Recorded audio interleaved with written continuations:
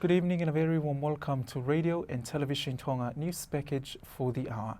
Leading our bulletin for tonight, Tonga supports the Kingdom of Saudi Arabia's bid to host the World Expo in 2030. Construction of houses for the people of Mango at Ewa is still underway, and Anga Gava Club offers Christmas gifts to people living with disabilities. Now I'm Paula with the stories in detail.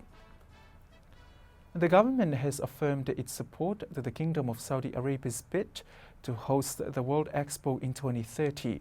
The Honourable Minister for Foreign Affairs and Tourism, Moimoi, made the confirmation during a bilateral meeting with her tourism counterpart, His Excellency Ahmed Al-Khatib, and affirmed His Majesty's government's support of the Kingdom of Saudi Arabia's bid to host the World Expo in 2030. Tonga and Saudi Arabia established diplomatic relations in 2020, and the Saudi Minister for Tourism was one of the first foreign dignitaries to visit Tonga this year, following 2 years of border closures. This marks the commitment by the Kingdom of Saudi Arabia to accelerate its cooperation with the Kingdom of Tonga. The visit was reciprocated by Tonga's Foreign Affairs Minister to Saudi Arabia this week at the invitation of the Saudi Minister for Tourism. Both countries share many commonalities as both are kingdoms and seek to improve the livelihoods of the peoples, with emphasis on tackling the climate crisis, recovery from COVID-induced challenges, strengthening tourism and improving economic and cultural links.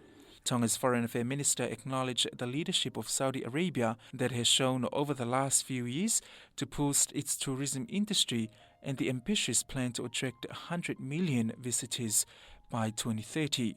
Moimoi says that during her visit, it is obvious that the Saudi government is committed to boosting sustainable tourism in the world. The Saudi Minister for Tourism acknowledged that even if the relations between Tonga and Saudi Arabia are risen, the reciprocal high-levels visit signaled the commitment by both sides to strengthen the friendly relations that have developed between the two kingdoms. Moimoi also attended the 22nd World Travel and Tourism Council Global Summit, which took place from November 28 to conclude tomorrow. The summit has been the largest held in recent years, which has welcomed 57 tourism ministers, 250 CEOs, 8,000 registered participants, and 3,000 in-person participants.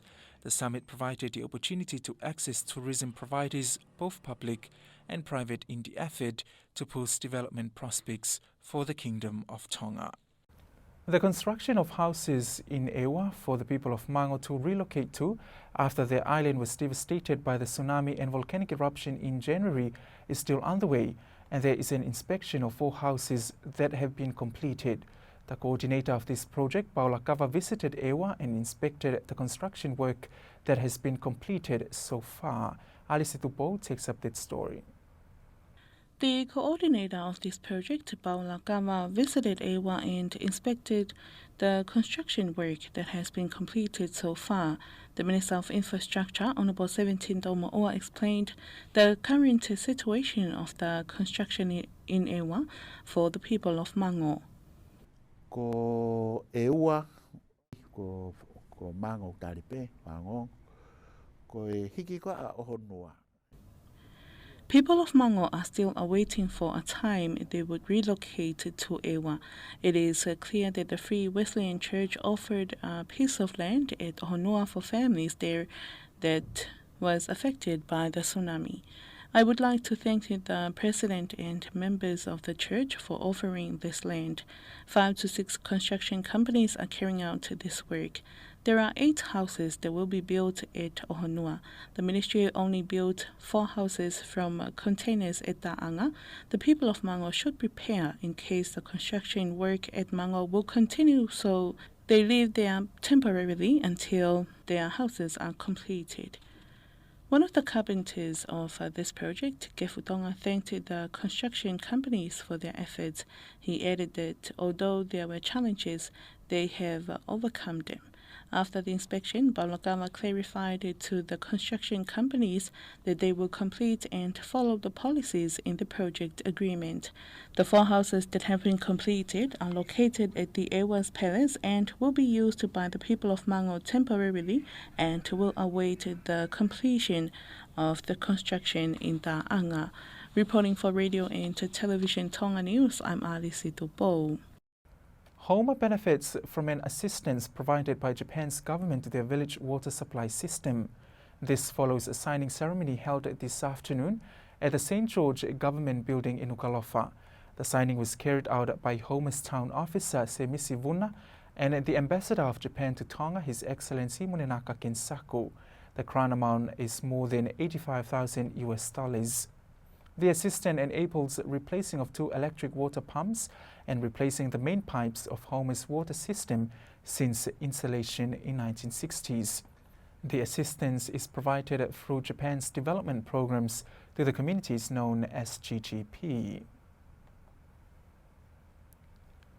The status of the investigation into the fire incident at Vava'u will be reviewed today to determine its continuation. The Deputy Police Commissioner, David Vailea, says they are collecting all the information from the Ministry of Fire today in regards to the incident. With these informations, police will work on analysing the statements received from witnesses, and from that, the decisions on the issue will be made. Meanwhile, Vailea denied claims on social media that the husband of the deceased was detained by police. Vailea says Tonga police only interviewed him on the case, with nearly 40 people have been interviewed by police on the matter. However, the investigation on the fire incident last month, which resulted in the death of Tuimala Moala. This special investigation includes police from Tongatapu along with experts from overseas and fire offices. People who wish to visit their families here in Tonga now have more opportunities to do so, as Fiji Airways has expanded their services to the kingdom. Fiji Airways now offers 3-week overnight flights to Samoa from Nandi, Fiji, and 2 weekly overnight flights to Tonga in response to the growing demand from Australians trying to book holidays in the South Pacific. Alice Tupo with that story. Fiji Airways now offers 3 weekly overnight flights to Samoa from Nandi, Fiji, and 2 weekly overnight flights to Tonga in response to the growing demand from Australians trying to book holidays in the South Pacific. With the addition of overnight flights, Australians now have more alternatives for reaching the tropical paradise of Fiji and the islands of Samoa and Tonga. From Nandi, Fiji Airways presently offers up to 7 weekly flights to Samoa and up to 5 weekly flights to Tonga. The Managing Director and Chief Executive Officer of Fiji Airways, Andrew Wiljowen, said as they approach the peak travel season over the holidays, they are excited to offer Australians more connections to South Pacific destinations with new overnight services to Tonga and Samoa from Nandi. Most passengers flying to Tonga and Samoa originate in Sydney, and the performance has exceeded projections. He says they are witnessing an increase in demand for flights from Brisbane to Tonga in December and Melbourne to Samoa in January. It wasn't until August the 1st, 2022 that international travelers could again enter the tropical paradise of Samoa and Tonga, which had been closed since March 2020.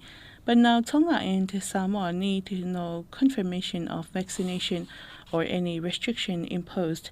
Fiji Airways' expanding network of destinations and services, which currently includes Fiji, Australia, New Zealand, the United States, Singapore, Samoa, Tonga, Tuvalu, Kiribati, Vanuatu, the Solomon Islands, and Canada, will grow to include Tonga and Samoa on November the 25th of 2022, with the addition of additional flights to both destinations.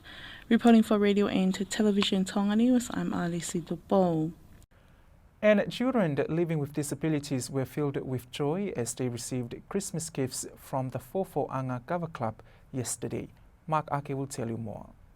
Children living with disabilities and elderlies were treated to a luncheon and a gift-giving ceremony at the Fofo'anga Hall in Pahu. This is a common program held annually as a responsive approach towards building an inclusive, progressive society, as well as promoting the act of kindness to those in need of help. Reverend Dr. Feke Muffy from the Fofo'anga Club told Radio and Television Tonga News that one of the only ways they could help children living with disabilities was by ensuring that they feel secure. These children, living with disabilities are from the OTA Alonga Center, the Mental Health Care Center in Viola, a few from the Ho'atoritori Prison, and elsewhere. It is estimated that more than 1,000 people living with disabilities will receive gifts from the Fofo'anga Club. The Fofo'anga Club has also conveyed their Christmas wishes to the people of Tonga. That wraps up this evening's news package, but before we part, here's one final look at today's top stories. Tonga supports the Kingdom of Saudi Arabia's bid to host the World Expo in 2030. Construction of houses for the people of Mango at Ewa is still underway, and Fofo'anga Gava Club offers Christmas gifts to people living with disabilities. And that's it for tonight. Thank you for your company. I'm Paula. Good evening.